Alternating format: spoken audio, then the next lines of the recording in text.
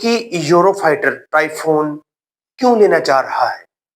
Eurofighter typhoon से तुर्की के फिजाई बेड़े में किस हद तक बेहतरी आने का इम्कान है और तुर्की किन ममालिक से यूरोफाइटर लेने जा रहा है? आज की वीडियो में डिस्कस करेंगे इन पॉइंट्स को। अगर आपने हमारे चैनल को सब्सक्राइब नहीं किया तो आपसे रिक्वेस्ट है कि हमारे चैनल को सब्सक्राइब कर दें, वीडियो को लाइक और शेयर करना भी ना भूलिएगा।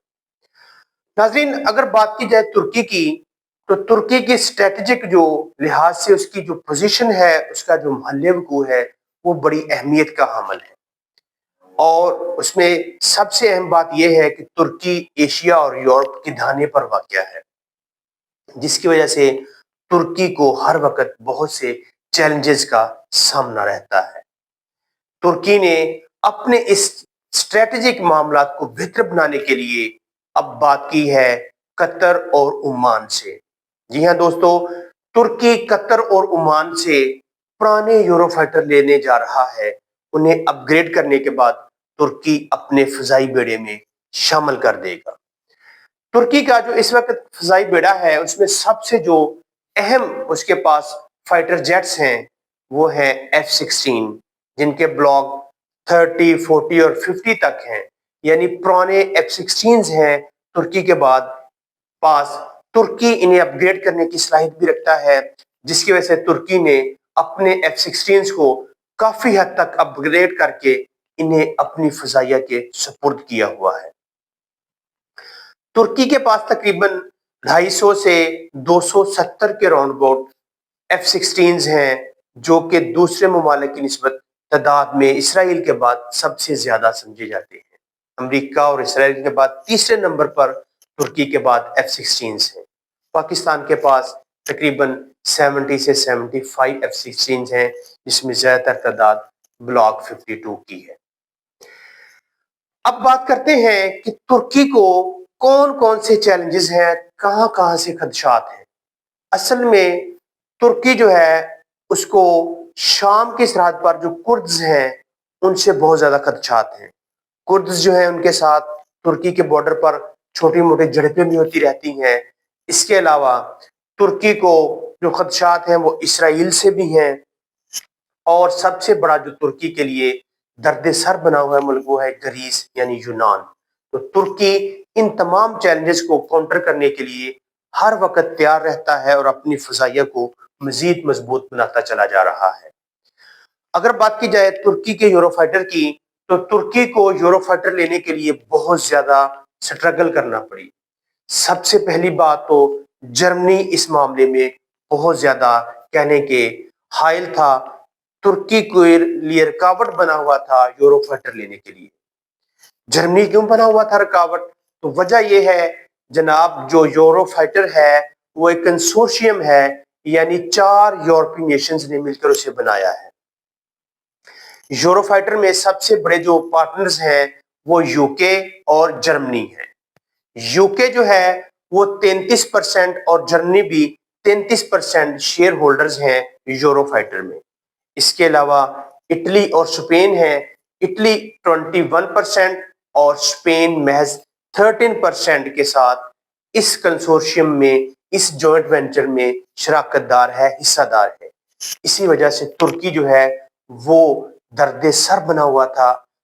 इटली और जर्मनी खास तौर पर मुखालफत कर रहे थे तुर्की के लिए कि तुर्की को किसी सूरत भी यूरोफाइटर ना दिए जाएं।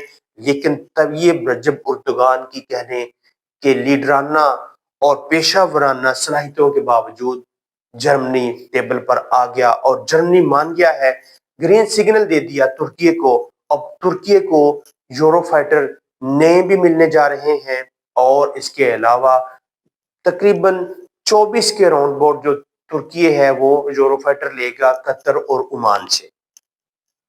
सबसे जो दिलचस्प बात यह है कि फरवरी 2026 के आखिर तक तुर्की को कतर वाले जो 12 पुराने यूरोफाइटर्स हैं वो मिलने के चांसेस हैं। जैसे ही वो तुर्की में लैंड करेंगे, तुर्की इन्हें अपग्रेड करने के बाद अपने फजाई बेड़े में शामिल कर लेगा। और ओमान से आने वाले जो 12 यूरोफाइटर्स हैं वो 2028 तक मुतवक्को हैं कि 2028 तक वो तुर्की पहुंच जाएंगे और तुर्की अपने बेड़े में उन्हें शामिल करने की सलाहियत हासिल कर लेगा। जबकि बाकी मानदा तकरीबन 20 नए यूरोफाइटर्स का भी मुआहिदा साइन पा गया है। पिछले साल 2025 जून 2025 में जो स्टार्मर हैं, यूके के प्राइम मिनिस्टर हैं, उन्होंने विजिट किया तुर्की को और तुर्की के साथ उन्होंने एक फाइनल डील कर ली है यूरोफाइटर की। यूरोफाइटर के मामले में तुर्की जो है वो अब नए यूरोफाइटर्स 20 की तादाद में खरीदेगा, जिसमें सबसे बड़ा पार्टनर और इसका ग्रंटर होगा यूके। इसमें जो ज्यादातर पाबंदियां वगैरह थी उन्हें खत्म करके अब यूके ने बाज़ाब्ता तौर पर ये ग्रीन सिग्नल दे दिया है, साइन कर दिए हैं तुर्की के साथ अपने यूरोफाइटर बेचने के लिए।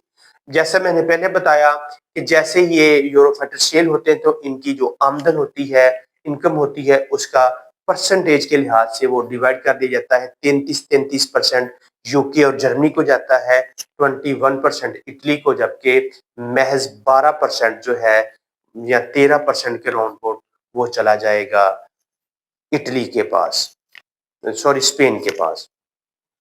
तो आज की इस वीडियो में हमने कोशिश की है कि आपको बताया जाए कि तुर्की किस तरह से अपने फजाई बेड़े को मजीद बेहतर बनाने के लिए कोशिश कर रहा है। जबकि इससे थोड़ा सा आगे चले तो तुर्की का जो अपना बनाया हुआ कान है यूरोफाइटर, सॉरी कान जो है TFX कान 5th जनरेशन तैयारा जिसे कहा जा रहा है, 2026 में वो तुर्की के फजाई बेड़े में शामिल होना था, लेकिन बाज टेक्निकल प्रॉब्लम्स की वजह से उसे अब डिले कर दिया गया है। और कल या परसों के जो सुबह डेली है तुर्की का जो न्यूज़पेपर है उसके मुताबिक अब तकरीबन 2028 में TFX कान को तुर्की के फजाई बेड़ा में शामिल करने के चांसेस हैं। इसके अलावा पाकिस्तान को भी चांसेस हैं कि पाकिस्तान को TFX कान भी मिलेगा और जॉइंट वेंचर्स भी हो सकता है कि पाकिस्तान में उसे बनाया जाए और पाकिस्तान के सपोर्ट कर दिया जाए। आने वाले दिनों में तुर्की जो है वो अपने फजाई बेड़े में ना सिर्फ F-16 बल्कि इसके साथ अलावा यूरोफाइटर्स टाइफून और एंड पर TFX कान रखने का इरादा भी रखता है। जबकि तुर्की की जो अगर बात की जाए UAVs की यानी अनमैन्ड एरियल व्हीकल्स की, ड्रोन्स की, तो तुर्की इस मामले में बहुत आगे चला गया है। तुर्की के ड्रोन पूरी दुनिया में सबकत ले गए हैं। तुर्की के ड्रोन्स जो हैं वो ना सिर्फ तुर्की अपने मकासद के लिए इस्तेमाल कर रहा है बल्कि बहुत से दूसरे ममालिक भी इन्हें इस्तेमाल कर रहे हैं। ना सिर्फ थर्ड वर्ल्ड कंट्रीज बल्कि यूरोप के बहुत से ममालिक तुर्की से ड्रोन्स लेकर अपनी फजाइया में शामिल कर रहे हैं। पाकिस्तान और तुर्की जो है वो भी ड्रोन टेक्नोलॉजी एक दूसरे से शेयर करने का मुआहदा हो गया है और आने वाले चंद ही महीनों में पाकिस्तान में एरोनॉटिकल कम्प्लेक्स कामरा में एक फैसिलिटी लगने जा रही है। तुर्की के बनाए हुए जो ड्रोन्स हैं पाकिस्तान और तुर्की मिलकर उन्हें डेवलप करेंगे, बल्कि उनकी कैपेसिटी को और भी इनहांस करने जा रहे हैं आने वाले दिनों में। तो आज की वीडियो में फिलहाल इतना ही। मजीद वीडियोस और हमारे इस चैनल को देखने के लिए हमारे चैनल को सब्सक्राइब कर लें, वीडियो को लाइक और शेयर करना भी ना भूलिएगा। अल्लाह हाफिज, वासलाम, पाकिस्तान जिंदाबाद।